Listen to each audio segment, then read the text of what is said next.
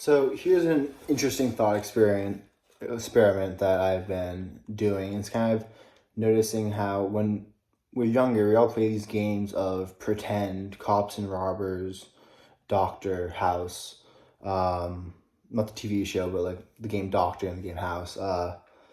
And you think like when you get older, you stop playing the games, but that's not really how it goes. When you get older, you forget that you're actually still playing the game.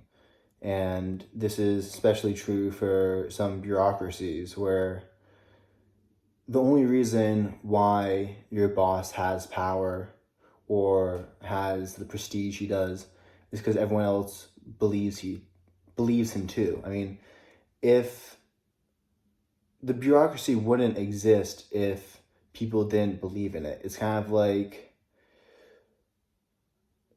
Boy Scouts or frats or something. Like you have these younger newlings coming in, or say you have a law office and you have all these people coming in for their co-ops and their internships, and they think if I work hard, if I follow the rules set out, if I play the game, I'll be able to make it to partner one day. And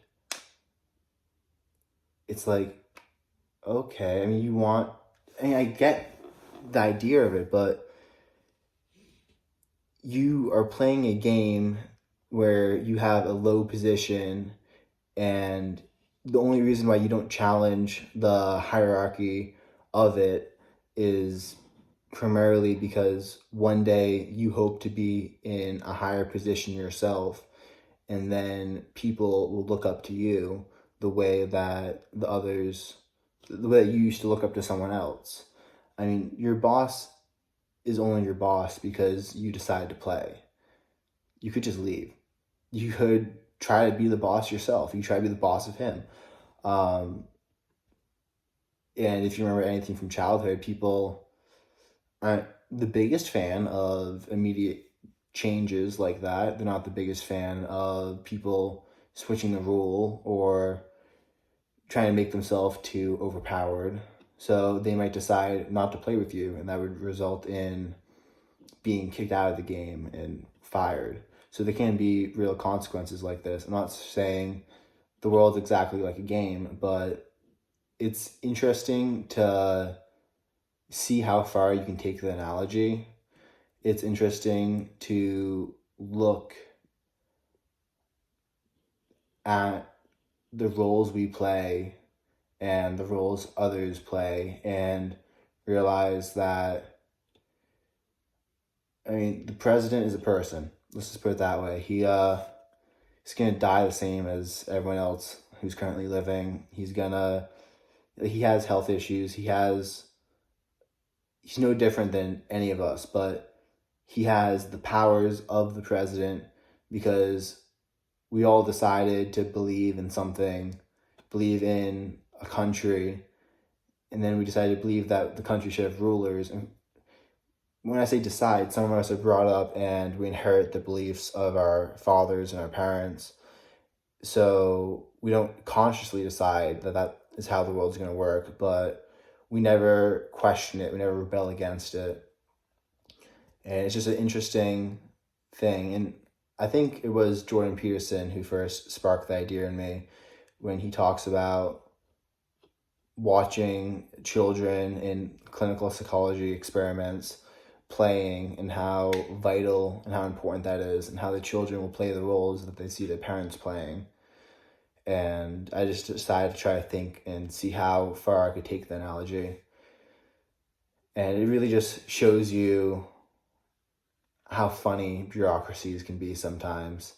But sometimes the bureaucracy can be as large as the US, and you're like, well, I don't want to play by the rules of the US. So, I mean, good luck with that one. I mean, the consequences to getting caught involve getting tossed into jail, where now you're going to be forced to play the game for the next 10 to 20 years, depending on what your crime is or what they judge to be how you broke their rules. So opting out isn't always an actual way. And it's kind of interesting to think about that, how there are rules of the game, and depending on whether or not you want to break them or how you live based on them, you can be forced to be a member in the game for the next 20 years, versus you might decide to try to go off in the woods or go live somewhere foreign. And the challenge, like the real challenge, unless you're living in a sailboat, is taxes. I mean, they force you to play the game.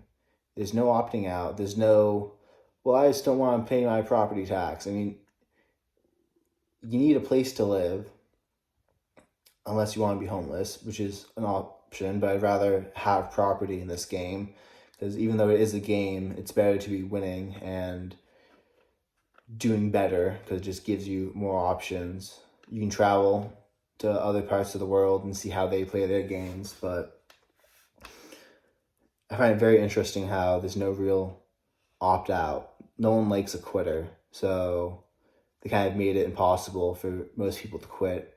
I mean, I guess you could go on a sailboat, or I think that's pretty much the only option. They might still try to tax you, but you just be in the ocean. I wonder if there's any countries that don't mind if you just opt out of the game. But it's no opting out when you get the bill for your property tax, and if you don't pay it, they're going to send the IRS and the police after you and all this stuff, try to summon you to court. And it's very interesting. Some of the same rules that we played as when we were kids also apply to the world today. And that's why when we were kids, we were basing our games off of the rules and the patterns we saw our parents doing, whether or not we consciously noticed it or not.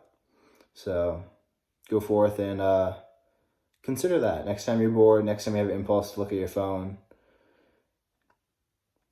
try being a little mindful. Give yourself a moment to reflect and think about how far you can take the analogy. And I'd love to hear some thoughts about this. Bye.